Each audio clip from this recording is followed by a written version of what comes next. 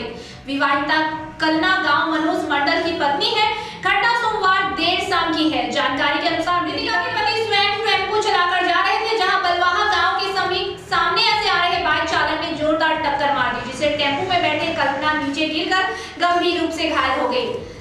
माने हम जा रहे थे टेम्पू से, बाइक वाला आबि रहल छलिए हमर से, अचानक माने कि मरल के गाड़ी में मरल के हाथ हमर छूट गेले, ई पर टका गेले आ गौरी मिल गेले। अस्पताल में भर्ती करेलिन का? फिर ओइ में कोई इलाज ठीक से भेले?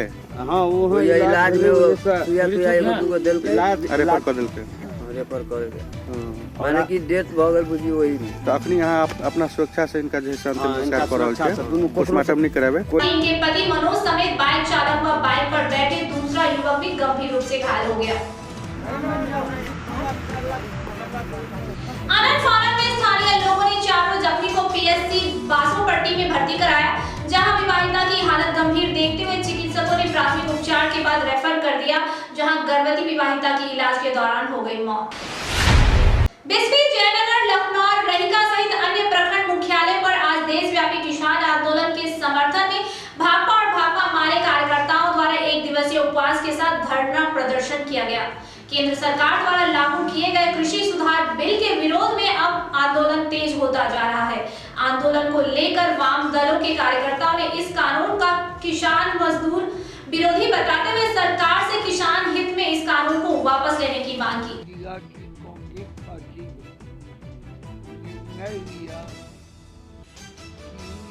राष्ट्रव्यापी जो किसान आंदोलन चल रहा है, काला कानून जो संसद में पारित हुआ, उस काले कानून को की वापसी के लिए देश के किसान आज 26 दिन से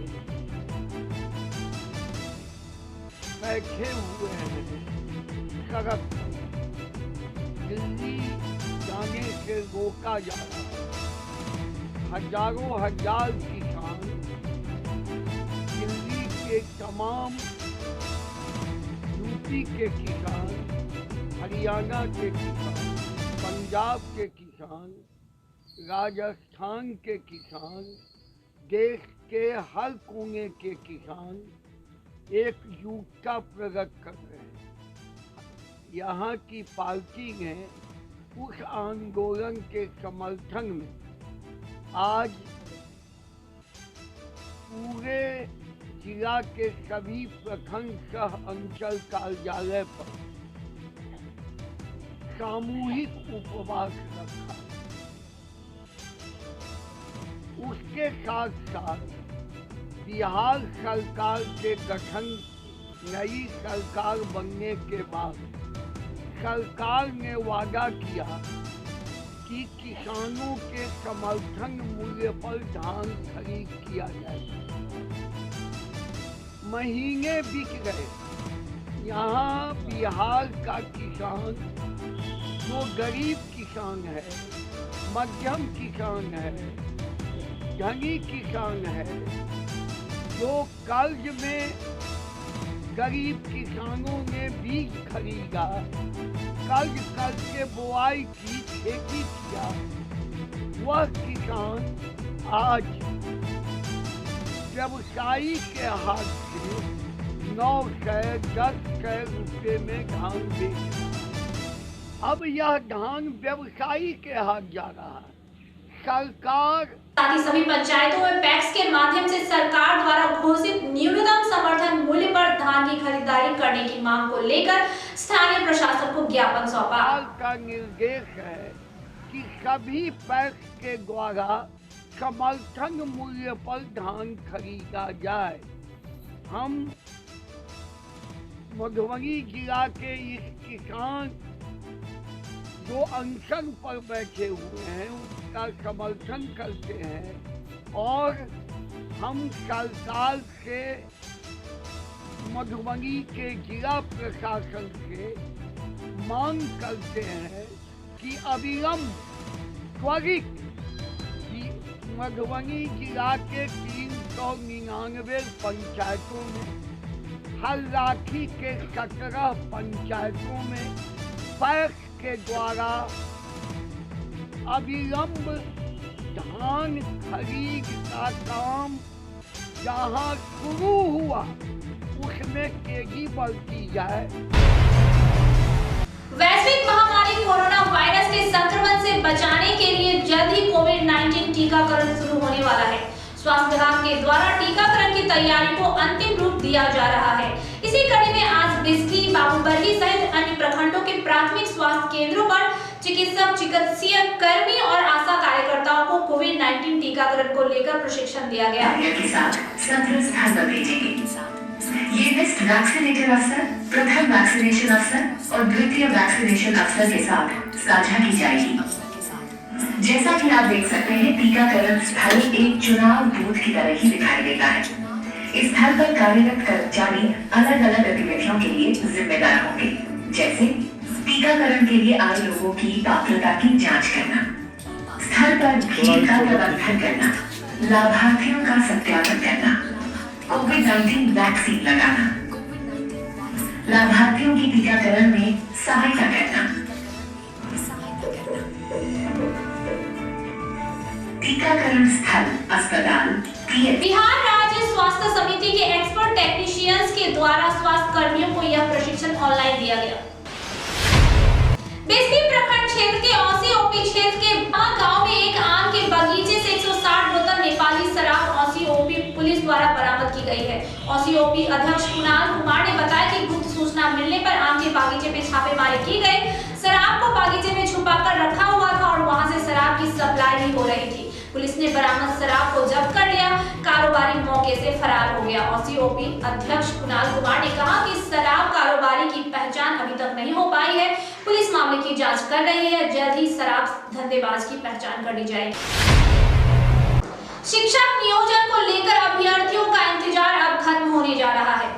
इसके लिए प्रोविजनल मेधा सूची तैयार है। प्रखंड कार्यालय द्वारा प्रखंड शिक्षक नियोजन से संबंधित बिंदुओं पर विचार विमर्श के पश्चात वर्ग 1 से 5 तथा 6 से 8 तक के शिक्षक नियोजन की प्रोविजनल मेधा सूची तैयार कर लिया गया है। एनआईसी के वेबसाइट पर सूची प्रकाशित के लिए अनुमोदन कर दिया गया है। बाबूबरही प्रखंड अंतर्गत 12 पंचायतों में होने वाले पैक्स निर्वाचन को लेकर मतदाता सूची तैयार कर लिया गया है। इस बात की जानकारी प्रखंड विकास पदाधिकारी अंजेश कुमार ने दी। उन्होंने बताया कि प्रखंड क्षेत्र के अंतर्गत 12 पंचायत में होने वाले पैक्स चुनाव के मतदाता सूची का प्रारूप तैयार कर प्रकाशित कर दिया गया है, जो प्रखंड कार्यालय में उपलब्ध है। मतदाता सूची में त्रुटि के सुधार हेतु आपत्ति के समय 31 दिसंबर तक है। बता दें कि प्रखंड के अंतर्गत 13 पंचायत में पैक्स चुनाव होना है। नगर पंचायत झंझारपुर में बंदरों की संख्या लगातार बढ़ती जा रही है। बंदरों की जनसंख्या में लगातार काफी इजाफा हुआ है।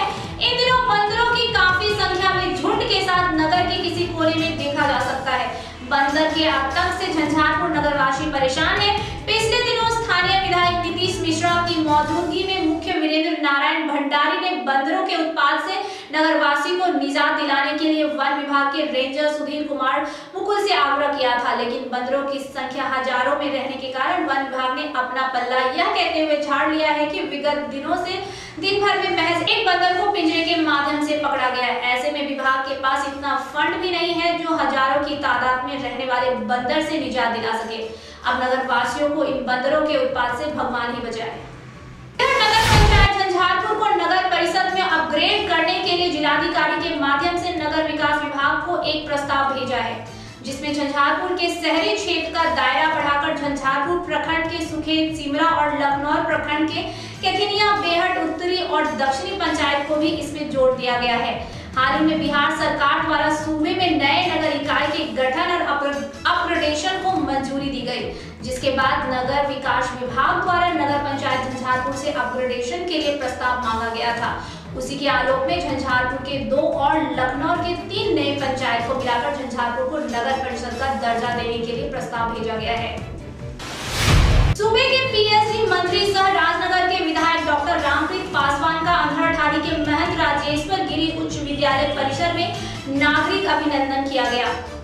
एनडीए कार्यकर्ताओं द्वारा आयोजित अभिनंदन सह किसान चौपाल को संबोधित करते हुए डॉक्टर रामप्रीत पासवान ने कहा कि पिछले विधायकी कार्यकाल में इच्छाओं और आकांक्षाओं पर खरा उतरने का प्रयास किया। 35 वर्षों से लंबित संग्राम उप वितरणी नहर को चालू कराया, अस्पताल की भवन, स्लुइस गेट और दर्जनों सड़कें बनी। उन्होंने कहा कि मुझे हमेशा से सेवा भाव रहा है।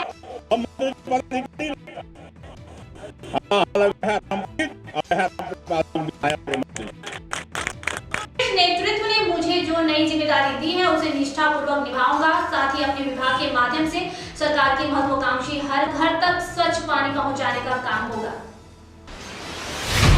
हरलाखी व खीरहर थाना के पुलिस कर्मियों ने आजीवन शराब का सेवन नहीं करने का शपथ लिया है।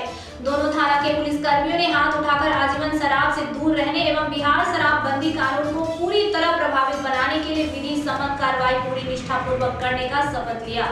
मौके पर हरलाखी थानाध्यक्ष प्रेमलाल पासवान, एएसआई विनय शर्मा, तालिब खां, धनंजय सिंह प्रशिक्षु, एएसआई अमर ज्योति, एएसआई धर्मेंद्र कुमार, शिवजी प्रसाद सिंह, नीरज चौबे समेत महिला पुलिस बल व थाने के दर्जनों चौकीदारों ने यह शपथ ली।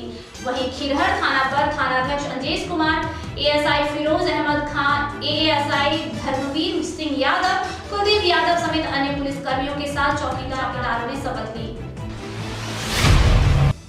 थाना पुलिस ने अलग-अलग शराब मामले में 3 लोगों को गिरफ्तार कर जेल भेज दिया है। जानकारी के अनुसार रविवार को गंगौर गांव में शराब की छापेमारी के दौरान फरार चंदन कुमार महतो को एएसआई धर्मेंद्र कुमार ने पकड़ लिया। गिरफ्तार चंदन विरुद्ध 300 बोतल शराब बरामदगी का कांड संख्या 217/20 दर्ज है। वहीं थाना क्षेत्र के फुलहर गांव निवासी विभा देवी के शिकायत पर शराब के नशे में घर के लोगों के साथ मारपीट कर रहे विजय कुमार ठाकुर और एसएसपी पिपरौन द्वारा 33 बोतल बियर व 14 बोतल शराब के साथ पकड़े गए बाइक समेत तस्कर पिपरौन गांव निवासी सूरज कुमार दास को पुलिस ने जेल भेज दिया। झंझारपुर अनुमंडल क्षेत्र अंतर्गत अरड़िया संग्राम गांव में पिता द्वारा फेंके गए तेजाब से घायल पुत्री की मौत इलाज के दौरान हो गई है। मृतिका के चचेरे भाई सुभाष कुमार के लिखित बयान पर प्राथमिकी दर्ज कर पुलिस ने आरोपी पिता को गिरफ्तार कर लिया है। पोस्टमार्टम के बाद लाश गांव पहुंच गया है। इस सनसनी घटना से गांव में कोहराम मचा हुआ है। चहुओर बेरहम पिता को लोग कोस रहे हैं। मालूम हो कि बीते सोमवार को अररिया संग्राम के कुलापतगंज निवासी सत्यनारायण महतो ने अपनी 30 वर्षीय पुत्री रानी देवी एवं 50 वर्षीय पत्नी नागो देवी पर आपसी विवाद को लेकर तेजाब डालकर जला डाला था। तेजाब से मां पुत्री 90% जल चुकी थी, जिसे अनुमंडल अस्पताल में प्राथमिक इलाज के बाद डीएमसीएच रेफर कर दिया गया था, जहां इलाज के दौरान रानी देवी की मौत हो गई थी। मृतिका रानी देवी का भाई देव नारायण कुमार महतो ने कहा कि उनके आरोपी पिता संग्राम गांव स्थित एक मंदिर पर बाबा का ढोंग रचाकर बाबा बने हुए हैं और घर पर पहुंच मां के साथ मारपीट करते हैं। वो घर पहुंचे और कमंडल में रखे तेजाब फेंक कर मां को जला दिया। बचाने आई विवाहिता बहन पर भी तेजाब फेंक दिया। एक वर्ष पहले भी पिता ने मां का हाथ तोड़ दिया था। कहा कि वे ना कुछ काम ही करते हैं, मां ही हम लोगों का लालन पालन करती आई है। मां घर पर दुकान चलाती है जो पिता को नागवार गुजरती है। ओपी प्रभारी जितेंद्र कुमार सहनी ने कहा कि चचेरे भाई के आवेदन पर मामला दर्ज कर तत्काल आरोपी को गिरफ्तार कर लिया गया है। आरोपी को अधिक से अधिक सजा दिलाने के लिए पुलिस कार्य कर रही है। आज के लिए इतना ही। देखते रहिए चौथा स्तंभ डिजिटल न्यूज।